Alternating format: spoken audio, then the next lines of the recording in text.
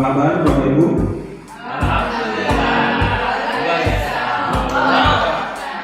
Tepuk tangan dulu buat kita semua. Kita santai saja, tidak ada yang serius.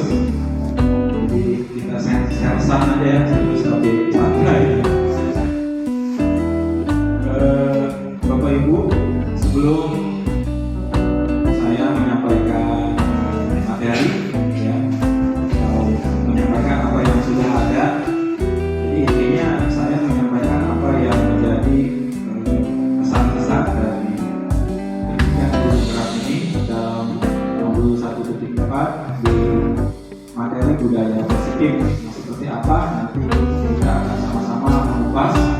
Mungkin nanti di tengah kalau ada Bapak Ibu yang ingin diskusi atau tanya jawab, silakan. Sebelumnya biar kita semangat, boleh berdiri.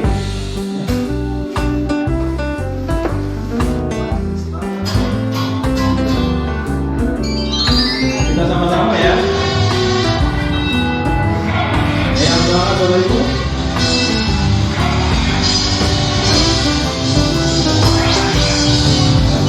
Ayo bayar ya.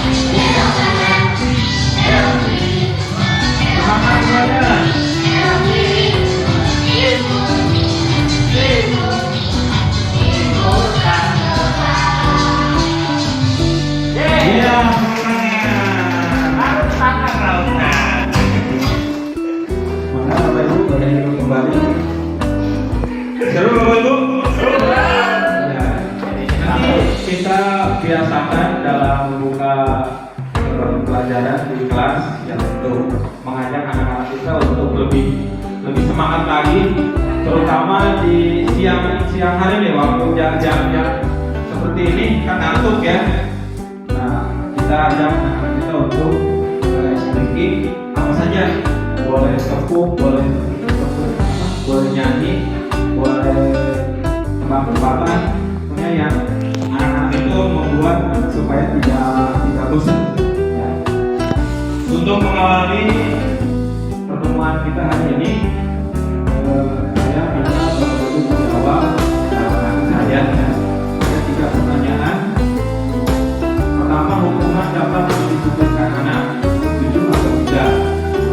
Yang kedua, pemberian hukuman dengan hal positif seperti membaca, membaca halaman, itu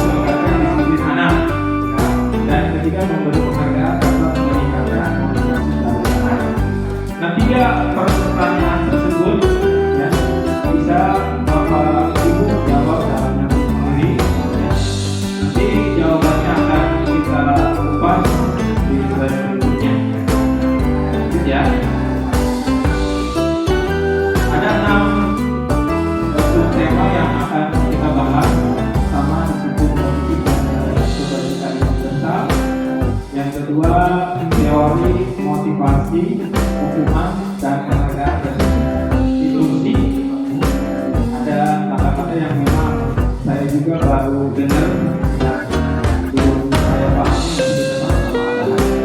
Kemudian yang ketiga, keyakinan kelas, kebutuhan dasar manusia dan kualitas. Yang kelima, restitusi, kelima posisi kontrol, dan yang keenam yaitu ketiga restitusi. Nah, seperti apa? Nanti kita akan bahas sama-sama. Pertama, disiplin positif. Tentu kita sering mengatakan atau memberikan nasihat-nasihat.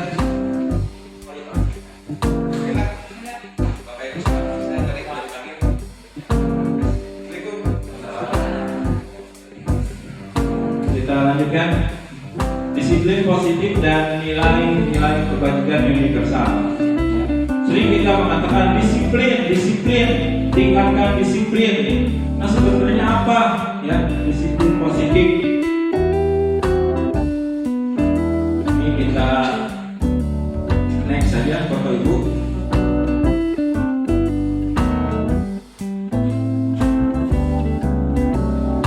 Siapa sesungguhnya yang memiliki kontrol?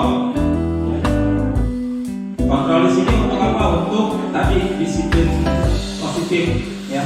Ada yang disebut dengan stimulus respon dan teori kontrol. Ya.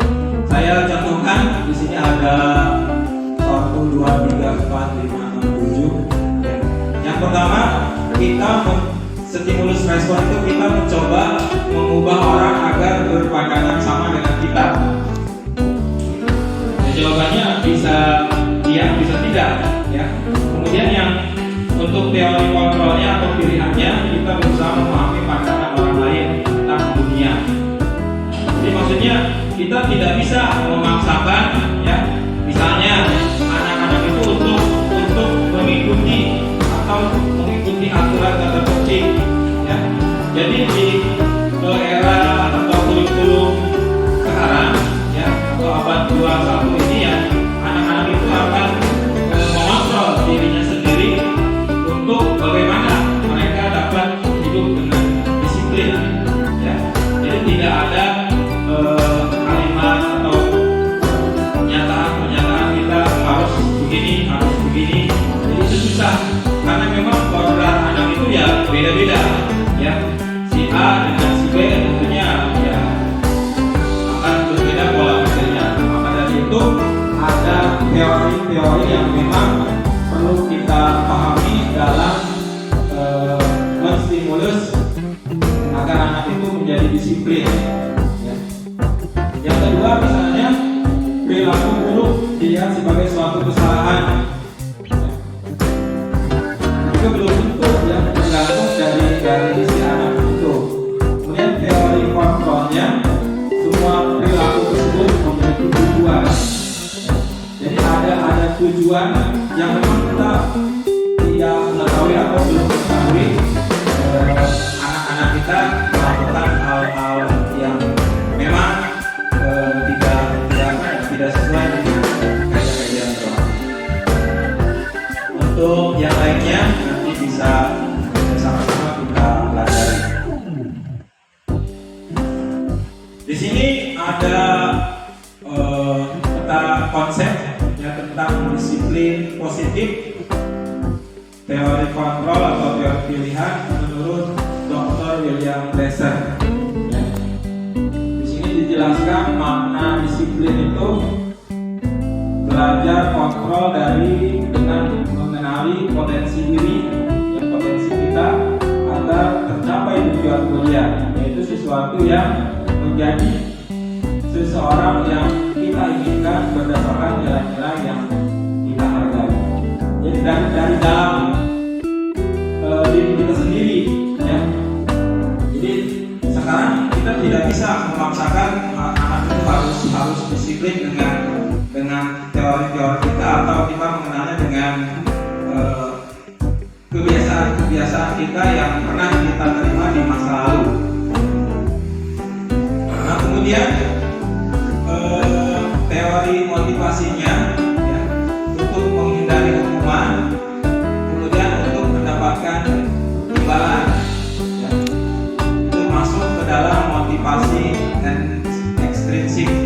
buat. Jadi anak itu hanya karena untuk menghindari hukuman, ya. Misalnya hari Senin, ya, hari Senin menggunakan atau hari Senin datang tepat waktu, ya, karena memang menghindari hukuman. Atau kayak yang datang telat bapak hukum, nah otomatis anak itu akan datang lebih awal. Misalnya aturan kita jam 7, anak bisa saja datang jam 6, jam 7, karena anak itu hanya ingin menghindari hukuman. Tidak ada dalam maksudnya kesadaran diri dari masing-masing manusia itu sendiri. Yang kedua, untuk mendapatkan imbalan.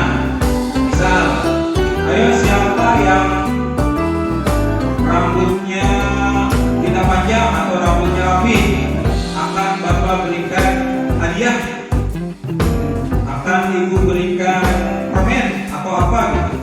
Nah, itu tidak terus terang tidak mendidik, ya, anak itu melakukan disiplin karena kemauan sendiri, tapi karena imbalan. Pertanyaannya, kalau kita kehabisan imbalan, apakah anak akan disiplin? Itu kan belum tentu. Kemudian untuk posisi kontrol dan nilai dasar nanti kita bahas di slide berikutnya. Ini sudah jelas ya Bapak Ibu, makna disiplin yang berasal dari bahasa Latin disciplina, yang artinya belajar, ya. Jadi belajar dari dalam diri sendiri. Disiplin diri membuat orang menggali potensinya menuju sebuah tujuan apa yang dia hargai, ya. Jadi timbul dari dalam diri sendiri. Namun dalam budaya kita, makna kata disiplin telah berubah menjadi sesuatu yang dilakukan seseorang pada orang lain. Jadi ada ya, kita didik, ya, kita agar anak-anak itu memiliki disiplin yang memang dari apa yang mereka lakukan itu sendiri, atau kesadaran. Selanjutnya, Bapak Ibu, nilai-nilai kebaikan universal. Nah, yaitu sifat-sifat positif manusia yang merupakan tujuan mulia yang ingin dicapai oleh individu. Jadi setiap individu itu memiliki sifat, ya, yang memang sesuai dengan kebaikan universal. Kebaikan universal merupakan motivasi manusia akan terbangun sehingga menggerakkan motivasi dari dalam diri dapat mencapai tujuan yang diinginkan menurut realisasi person. Nah, nilai kebaikan yang ingin dicapai ini terdapat dalam profil pelajar Pancasila. Kita belum mengikuti KM atau kurikulum merdeka. Tapi kalau kita sudah masuk ke kurikulum merdeka, kita akan mengenal dimensi yang pertama, beriman bertakwa kepada Tuhan Yang Maha Esa dan bersalah mulia. Jadi kita sebenarnya sudah melaksanakan, ya, kegiatan-kegiatan di sekolah kita, misalnya Pak Eko dengan kebiasaan rohis atau Bapak Ibu kelas, Bapak Ibu wali kelas membuka pelajaran dengan terlebih dahulu berdoa, itu sudah mengarah seperti itu, ya, kegiatan Jumat dan lain sebagainya. Kemudian mandiri. Nah, mandiri di sini kita akan melatih anak-anak kita itu menjadi lebih mandiri. Contoh kecilnya lah, jadi anak-anak atau lulusan SD Sultan Lima itu kalau mandiri misalnya bisa mengerjakan tugas-tugas misalnya bersihan atau nyapu, ngepel, tidak harus disuruh. Jadi kita biasakan anak-anak itu bisa mengerjakan tugas sesuai dengan apa yang dilakukan atau yang disebut dengan kesepakatan kelas. Juga nilai yang lain yaitu bernalar kritis, ya. Jadi kita jangan menyalahkan anak sekarang itu banyak nanya, Bapak Ibu ya, banyak nanya, belum apa-apa sudah kepo, belum apa-apa sudah ke depan ini. Ya memang seperti itu. Dan kita harus memaklumi ya. Jadi ciri-cirinya anak yang banyak nanya itu ya dia kritis, dia pengen tahu. Nah kita sebagai guru, kalau ada murid kita yang seperti itu, ya harusnya bisa mengarahkan ya agar kritik atau kritis anak-anak itu bisa terarah. Kemudian sekarang berbineka global ya, berbineka kan jelas Garuda Pancasila ya, kebinekaan. Ini global itu harus mereka juga dibekali dengan pemahaman atau keterampilan yang masa kini, atau kata anak-anak zaman milenial era abad 21. Jadi mereka mengenal media sosial, mereka mengenal TikTok, mengenal Instagram, Facebook dan lain sebagainya. Dan itu sudah tidak aneh. Dan kita sebagai guru harusnya bisa mengarahkan supaya dampak-dampak global itu tidak menjadi dampak yang negatif buat anak-anak. Kemudian gotong royong. Nah, ini sesuai dengan prakarsa perubahan yang saya susun dalam modul 1.3 itu yang sebelum ini. Jadi ingin menciptakan ruangan kelas ini bersih, indah dan nyaman. Nah, mungkin ini hanya sekian persen. Kita sebetulnya sudah marah di situ ya. Jadi ya contoh kecilnya dengan menjaga kebersihan, dengan membersihkan tembok, ngecat, melukis dan lain sebagainya, juga melengkapi ya memang anak-anak itu bisa nyaman, aman dan tentram di dalam kelas ya. Jadi ya dengan misalnya dengan komik baca atau dengan hiasan atau dengan lukisan-lukisan seperti di kelas 1 dan 2 itu sudah mengarah ke situ ya.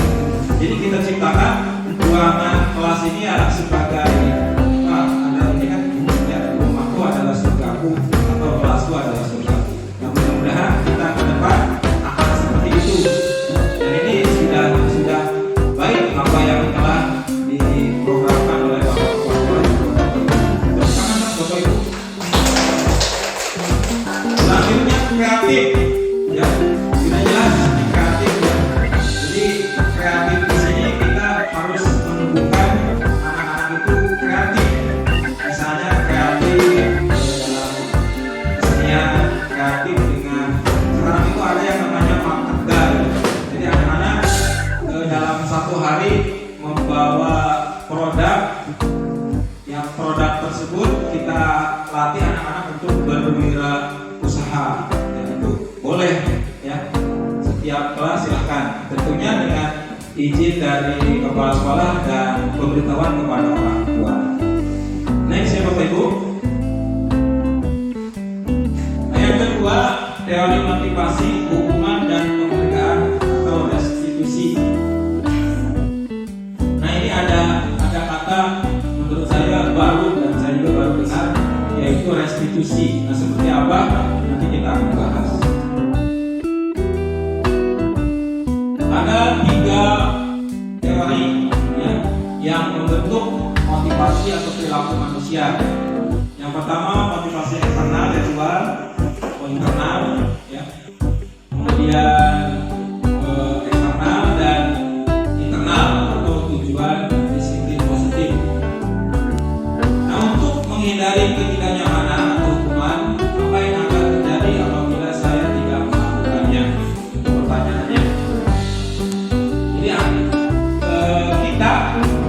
kita akan berpikir atau siswa akan berpikir apa yang akan terjadi apabila saya tidak melakukannya. Contohnya saya atau anak tidak akan membuang sampah. Berarti mereka akan berpikir apa yang akan terjadi kalau saya tidak membuang sampah. Tentunya efeknya ruangan atau lingkungan sekolah akan bersih atau tidak ada sampah. Kemudian yang kedua, untuk mendapatkan imbalan dari orang lain atau institusi, apa yang akan saya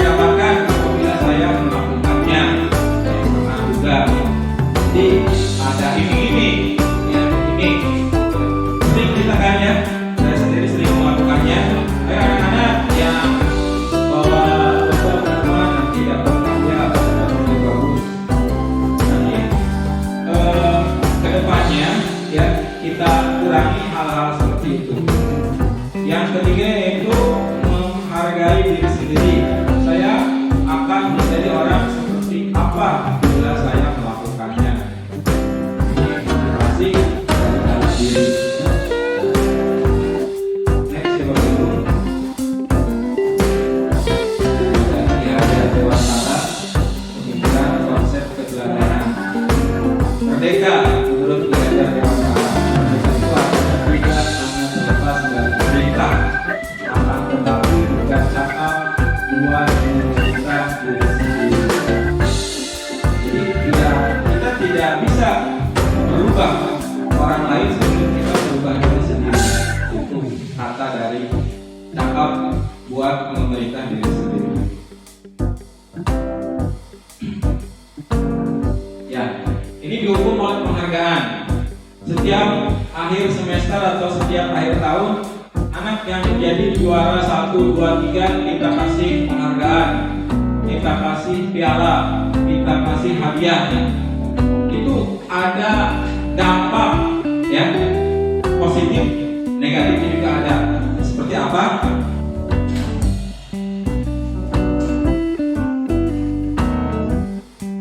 Dampaknya pengaruh jangka pendek dan jangka panjang. Saya jelaskan singkat saja. Penghargaan efektif jika kita menginginkan seorang melakukan yang kita inginkan dalam jangka waktu pendek. Jika menggunakan penghargaan lagi dan lagi, maka tersebut akan bergantung pada penghargaan. Jadi kalau tidak ada penghargaan, apakah anak-anak akan tetap semangat? Apakah anak-anak akan tetap rajin belajarnya? Iya, belum tentu. Ya, itu yang dimaksud dari pengaruh jangka pendek memberi penghargaan. Selanjutnya, penghargaan tidak efektif. Ya. Suatu penghargaan adalah suatu benda atau peristiwa yang diinginkan. Misalnya kita memberikan benda atau memberikan ucapan singkat sekali atau hebat. Hanya jika hanya memakai ini, maka Anda akan mendapatkan penghargaan yang diinginkan.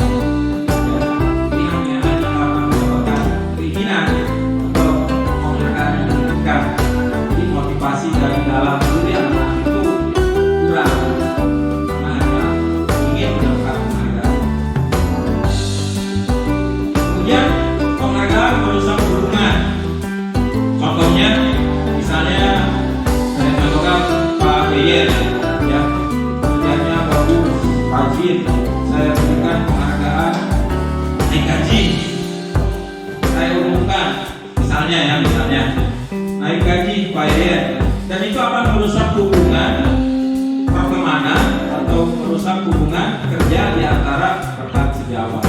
Atau di kelas, ya, kita sering yang pinter-pinter itu kan bisa rada ini ya Bapak Ibu, rada perhatian kita atau perilaku kita rada berlebih, dan kedepannya kita harus bisa mengurangi hal seperti itu supaya tidak ada cemburu sosial atau merasa iri.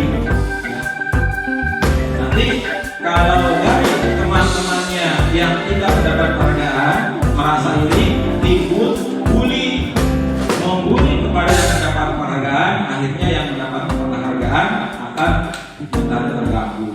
Jadi seperti itu. Ini bukan hanya sekedar kalimat-kalimat ya. Jadi ini sudah dipikirkan, juga ada penjelasan ilmiahnya. Penghargaan mengurangi ketepatan.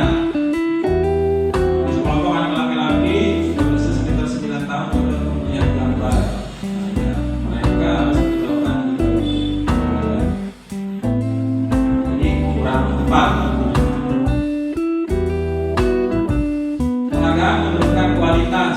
Jadi hanya untuk mendapatkan, anak itu hanya untuk mendapatkan nilai atau mendapatkan hadiah atau penghargaan dari kita. Jadi tanpa mengikuti dengan kualitas. Penghargaan mematikan kreativitas. Ya. Jelas kalau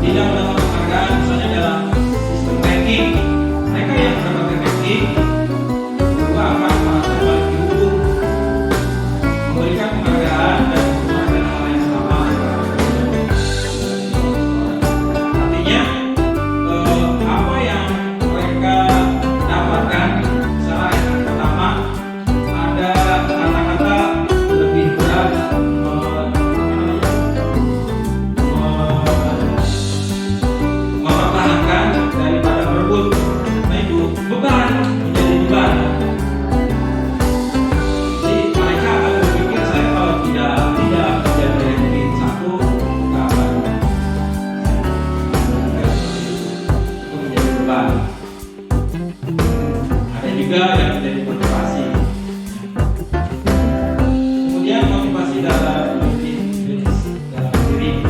Ya.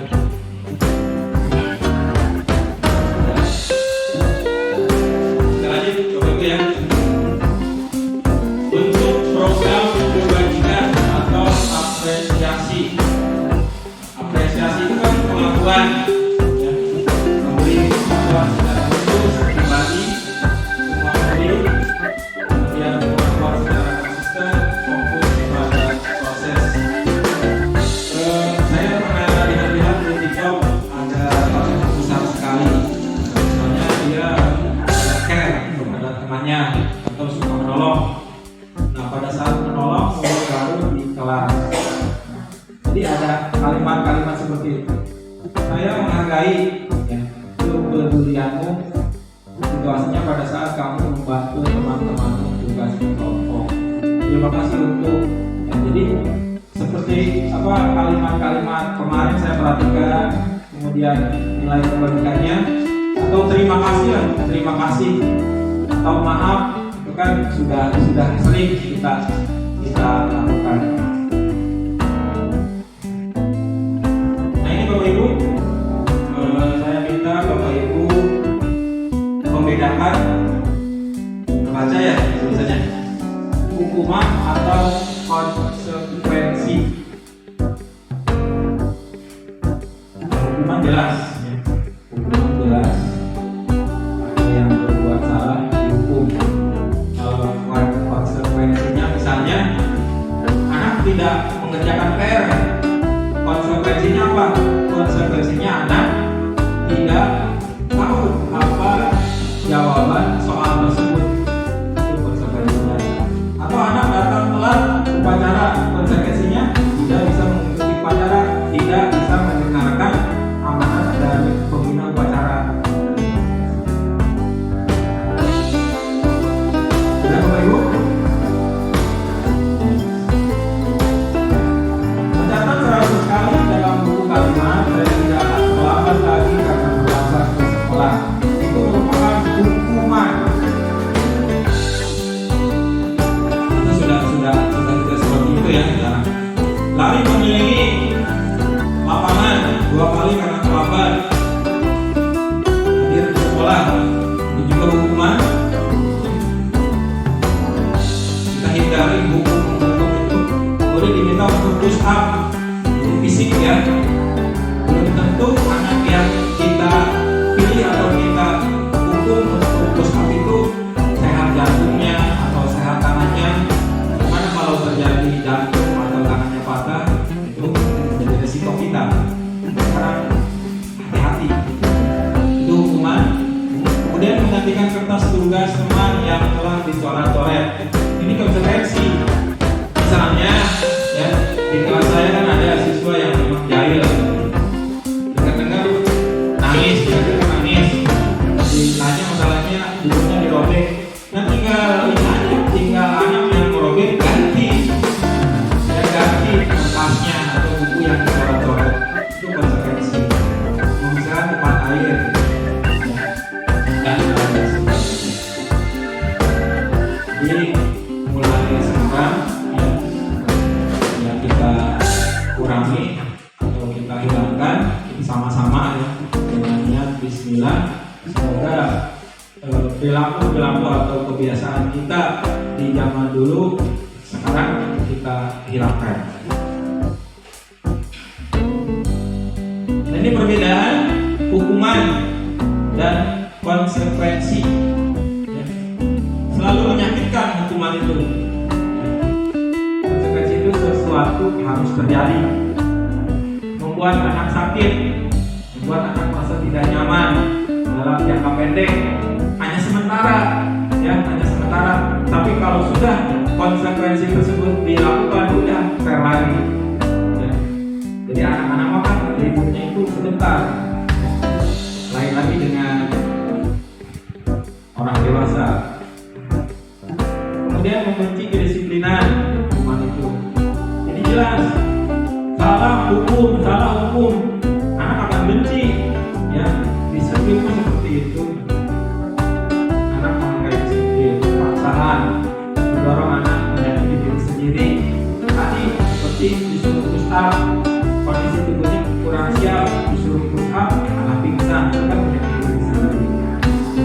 Konsep diri yang dulu, anak belajar untuk menghentikan kesalahan, jadi tidak terbuka, takut dimarahin, takut dihukum, marah, rasa bersalah, memalukan jelas. Apalagi sering yang bersalah memberikan nasihat, apalagi sampai memarahi di depan anak-anak, ya itu ya jangan sampai terulang kembali, karena anak itu akan down dan merasa bersalah dan dipermalukan di hadapan teman-temannya. Nanti imbasnya dia akan berontak. Jadi Bapak Ibu ya,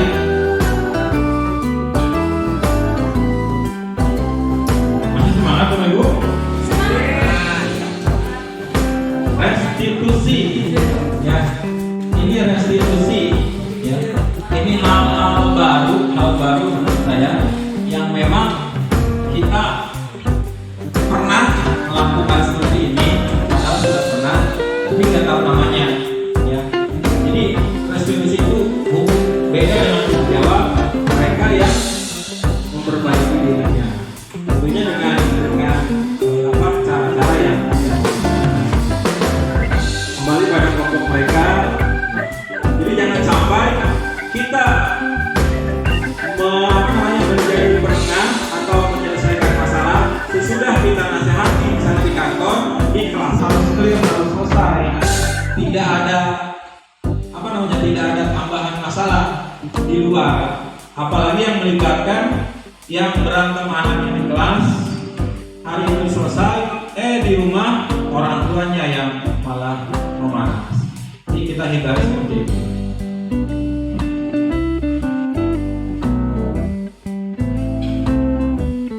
Sangat kecil, ya. Jelas ya Bapak Ibu, hukuman itu gagal, ya. Contohnya sesuatu yang menyakitkan harus menjadi tidak nyaman. Kemudian suksesnya itu disiplin, ya. Jadi kata kuncinya disiplin, ada konsekuensi itu tengah-tengah, ya, netral. Restitusi itu positif. Jadi tingkatannya yang hukuman itu kita jangan seperti itu. Kalau konsekuensi, kalau agama yang hukuman itu haram misalnya, ya. Kemudian konsekuensi ubah. Nah, yang restitusi wajib. Seperti itu. Ya. Belajar dari kesalahan. Itu sering mendengar atau sering melihat kata-kata mutiara, ya. Belajar dari kesalahan. Dan kesalahan tersebut kita harus bisa belajar memperbaiki hubungan. Tawaran bukan paksaan, jadi menawarkan, ya. Kalau paksaan mah kamu salah, ya, kamu harus minta maaf. Seperti itu ya Bapak Ibu, ya. Kamu kalau tidak maaf, kamu rusak, kamu nanti diancam sama bapaknya sama ibunya. Ke depan mari kita berubah pola-pola pemikiran. Restitusi menuntut untuk melihat ke dalam diri, ya. Mencari kebutuhan dasar yang mendasari tindakan. Cara yang paling baik fokus pada karakter, fokus pada solusi, mengembalikan diri yang berbuat salah pada kelompoknya. Maksudnya kalau sudah ada pertengkaran atau perselisihan, jangan sampai yang berbuat salah itu dikucilkan, tapi dikembalikan kepada kelompok. Keyakinan kelas. Nah ini konsep keyakinan kelas akan saya laksanakan sebagai aksi nyata saya di modul 1.4. Maksudnya kita membuat keyakinan kelas, ya. Bukan tata tertib, tidak ada lagi tata tertib di sekolah atau di kelas, tidak ada lagi aturan kelas, tapi yang ada yaitu keyakinan kelas atau atau kesepakatan kelas. Ya, kita akan sama-sama membuat kesepakatan kelas atau keyakinan kelas di kelas kita masing-masing. Ya, tentunya dengan cara apa? Dengan cara meminta pendapat dari anak-anak. Ini idealnya kelas kita itu seperti apa? Ya, misalnya untuk meningkatkan disiplin datang ke sekolah, ada kalimatnya atau gambar-gambarnya. Nah, mengapa tidak peraturan saja? Mengapa harus keyakinan kelas? Mengapa kita memiliki peraturan harus menggunakan helm bila mengendarai kendaraan roda 2? Mengapa? Mengapa kita memiliki peraturan 3M, menggunakan masker, mencuci tangan? Nah, itu peraturan, ini peraturan. Nah, itu tidak datang dari motivasi dalam diri anak atau motivasi intrinsik, ya, karena memang diatur, ya. Ini ada budaya positif, lingkungan positif, keyakinan, dan peraturan kelas. Ya, kita berada di yang hijau, ya, keyakinan kelas, kemudian lingkungan positif dan budaya positif. Nah, ini Bapak Ibu, yang mana yang merupakan keyakinan kelas? Ini ada contohnya TK Dharma Wanita Persatuan, kesepakatan kelas, datang tepat waktu, mengucapkan salam. Sebenarnya kita sudah seperti itu ya Bapak Ibu ya. Nah, mungkin nanti lebih divisualisasikan atau digambarkan dengan tulisan atau dengan foto-foto yang memang mengarah kepada kesepakatan kelas. Ya. Saya juga sudah sempat membuat kesepakatan kelas 5A, itu hasil dari pendapat anak-anak. Jadi kita tidak memaksakan pendapat kita. Jadi anak-anak berpendapat, kita saring seperti apa. Jadi sepakat antara anggota kelas, antara anak-anak dengan kita. Dan kesepakatan tersebut berlaku bukan hanya pada anak-anak, berlaku juga pada kita. Menjaga kebersihan, berdoa, aktif dalam pelajaran, tertib, garis. Yang selanjutnya, kami guru dan murid yang saling menyayangi kelas ya. Kami murid yang semangat belajar. Kami murid yang peduli dengan teman-teman. Bisalah kita buat seperti ini. Bahkan di lingkungan tempat kerja kita, misalnya di kantor, kita bisa membuat kesepakatan dewan guru atau personal, baik tenaga pendidik dan pendidikan di SDN kesepakatan depan.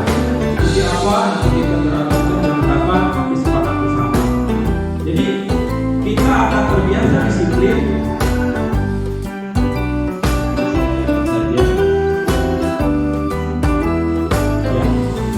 Peraturan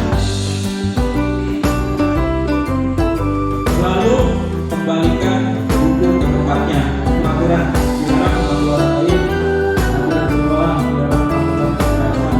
dilarang. Dan itu biasanya itu dengan peraturan. Keyakinan kelas, tanggung jawab. Jelas selalu kembalikan buku pada tempatnya, itu tanggung jawab. Lalu melaksanakan tugas pikir orang lain, komitmen keselamatan, kesehatan, dan lain. Nah, di sini kelas 5A pertama berbicara sopan, karena seringkali anak-anak itu bicaranya asal, ya.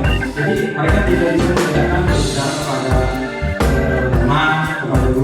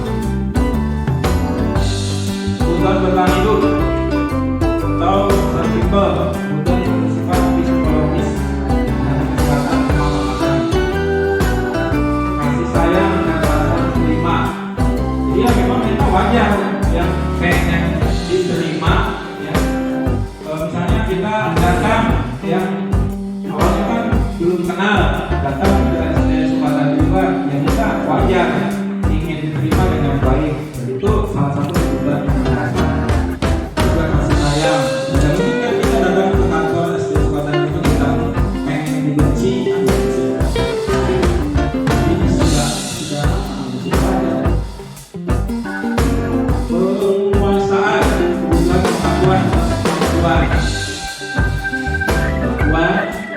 yang memiliki kompetensi aktif dalam segala hal. Kebetulan akan pilihan kebebasan, kemandirian memiliki pilihan dan mampu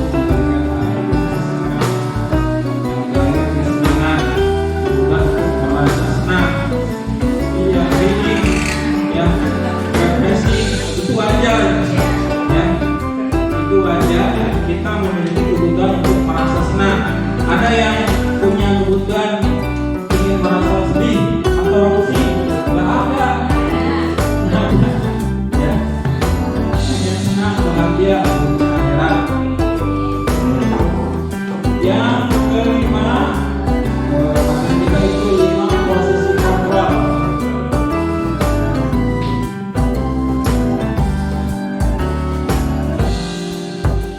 Sebagai penghukum, ya, ini sebab apa 5 posisi kontrol kita ya sebagai guru, baik guru maupun kepala sekolah. Penghukum membuat orang merasa bersalah sebagai teman, sebagai pemantau, sebagai manajer. Saya contohkan satu lah. Motivasinya guru berbuat. Penghukum itu menghardik, ya, menunjuk, menyakiti, menyindir. Nah itu penghukum. Ya. Kalau misalnya kita masih punya sifat seperti itu, ya kita hilangkan, kita kurangi. Kemudian membuat orang merasa bersalah, ramah dan mengatakan saya harus begini. Saya kecewa dengan bapak atau dengan ibu. Membuat orang merasa bersalah, dan itu gagal kontrol di luar. Kemudian mengharapkan imbalan atau ketergantungan pada orang lain. Sebagaimana ya, kita bisa sebagai teman, yaitu membuat alasan-alasan untuk dirinya, membuatkan alasan-alasan. Jadi kita tindakan kita ya sebagai teman, atau sebagai pemantau, menghitung dan mengukur. Jadi hanya memperhatikan ya tindakan-tindakan anak-anak. Ya. Dan yang terakhir yaitu sebagai manajer, artinya mengajukan pertanyaan-pertanyaan. Jadi kalau misalnya ada masalah dengan murid A atau B, nah kita awali dengan pendekatan secara pribadi dengan bertanya apa yang menjadi alasan A berbuat seperti itu atau B berbuat seperti itu. Setelah ada motivasi dari berkata, hasilnya kita bisa praktek sama-sama. Pernyataan-pernyataan, saya kecewa sekali dengan kamu. Siapa yang mengatakan? Membuat orang yang merasa bersalah. Kamu tidak pernah benar melakukannya. Maido ya, ini Maido, ada bahasa Maido. Menghukum. Ayolah lakukan ini ibu bapak sebagai teman. Ya. Nah, ayo lakukan. Lakukan apa? Lakukan hal-hal positif. Apakah kamu mau mendapatkan bintang hari ini untuk memantau? Bagaimana kamu bisa memberikan masalah ini sebagai manajer? Kamu selalu paling terakhir untuk menghukum. Ya. Nah kita ada di posisi mana? Sebagai membuat merasa bersalah, menghukum, teman, pemantau, manajer, atau ya penghukum. Ya, mudah-mudahan ya setidaknya kita bisa berada di teman atau pemantau atau manajer. Biasanya kalau di tingkat manajer itu dari pimpinan atau wali kelas. Ini masih sama loh. Segitiga restitusi, ya ini yang coba sudah saya lakukan, ya, menyelesaikan masalah ini terutama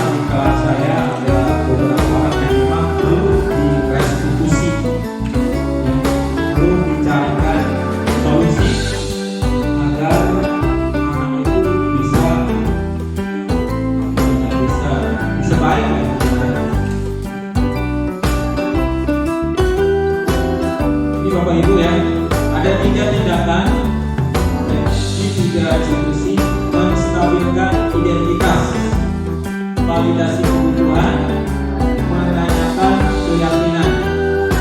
Nah, untuk menstabilkan identitas, setiap orang pasti pernah melakukan kesalahan. Jadi kalau ada anak-anak melakukan kesalahan, kita tinggal ngomong aja, ya memang kamu salah. Ya.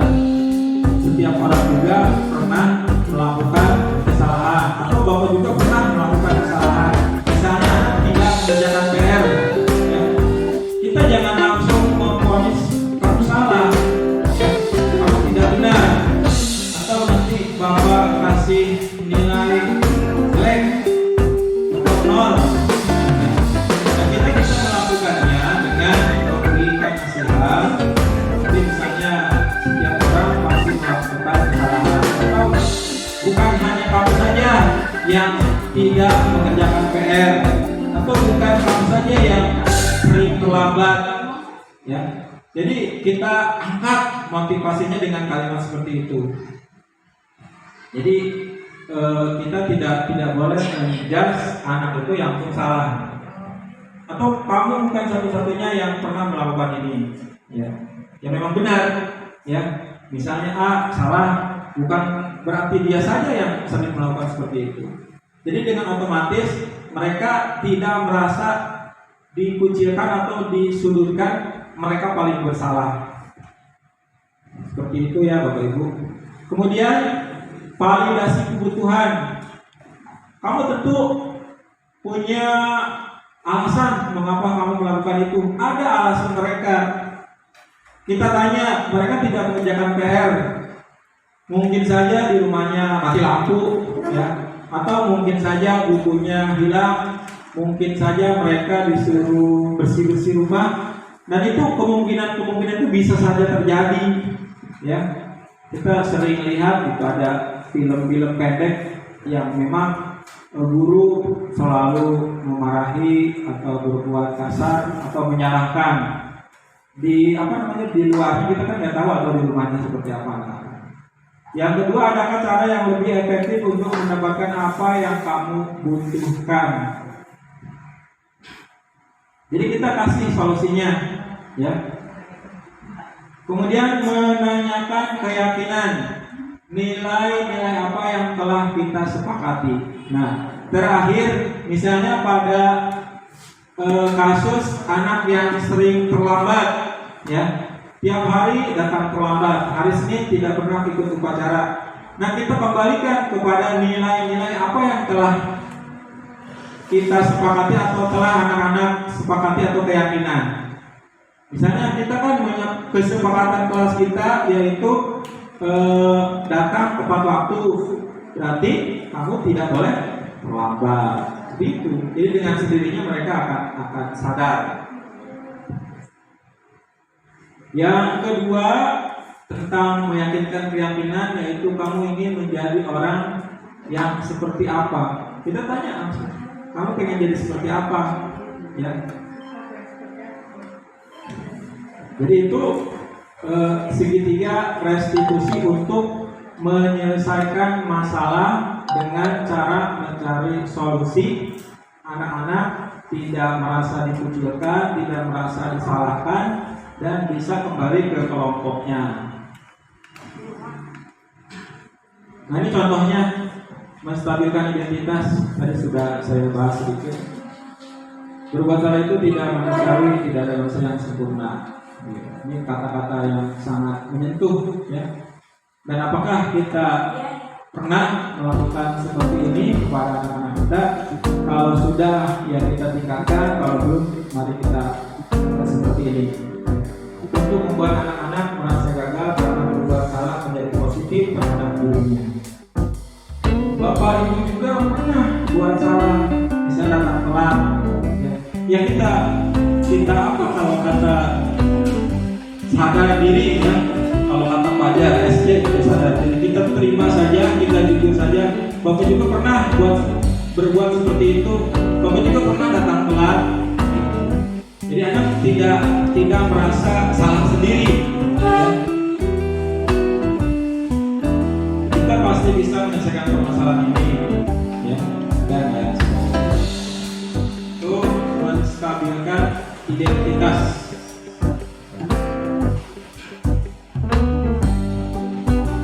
Selanjutnya membantu murid mengenali basic kebutuhan dasar yang ingin dipenuhi ketika melakukan kesalahan atau validasi kebutuhan. Jadi perkataan-perkataan kita diantaranya apakah kamu bisa melakukannya lebih baik lagi besok, apakah kamu bisa mengerjakan PR besok, apakah kamu bisa tidak terlambat lagi dengan kalimat-kalimat seperti apa yang telah dilakukan.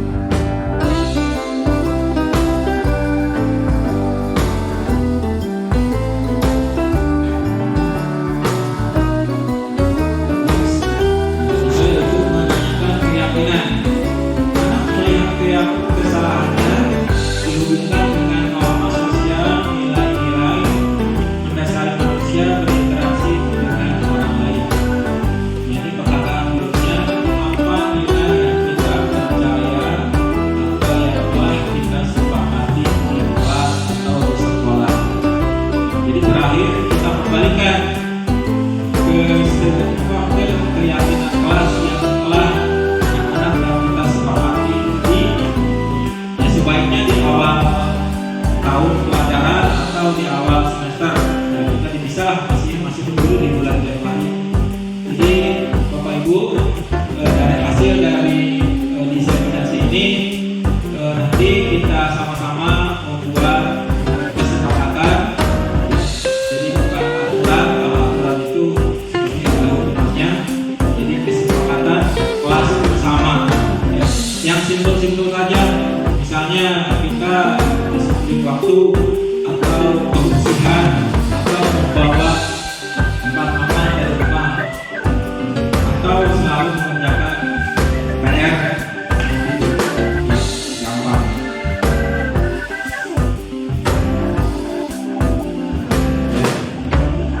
Mungkin apa yang telah saya sampaikan dari Bapak Ibu, ada hal yang perlu disampaikan atau ditanyakan, kami persilahkan.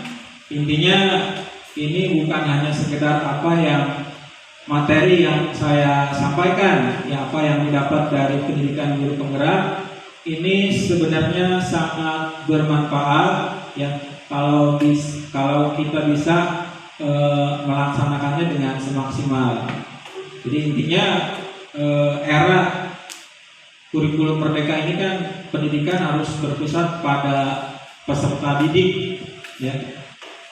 Jadi peserta didik, jadi yang yang model-model guru selalu di depan, guru selalu memberikan ceramah, itu kita kurangi.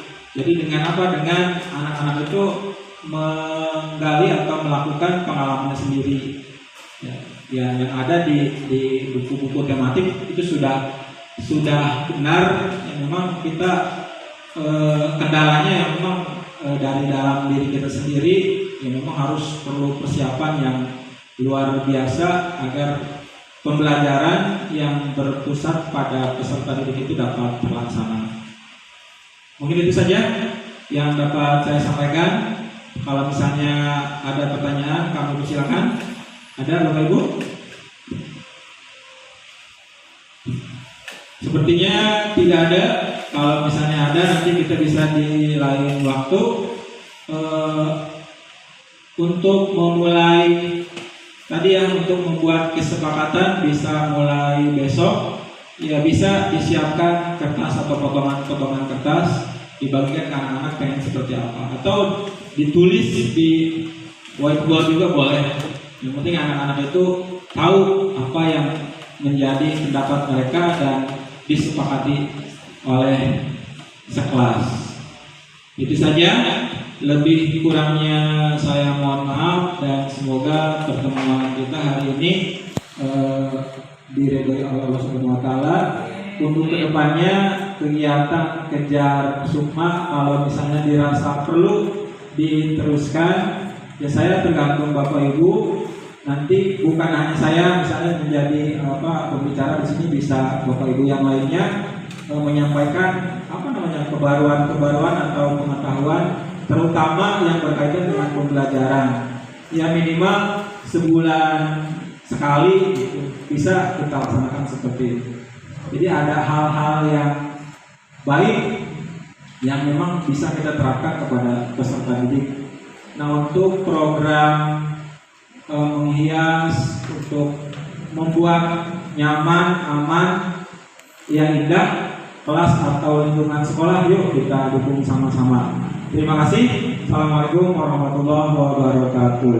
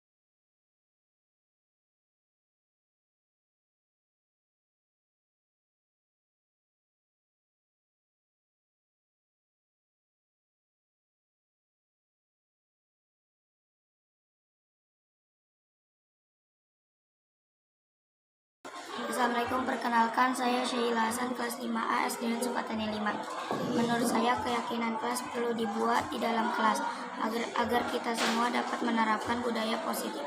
Perasaan saya sangat senang setelah membuat keyakinan kelas. Terima kasih. Wassalamualaikum.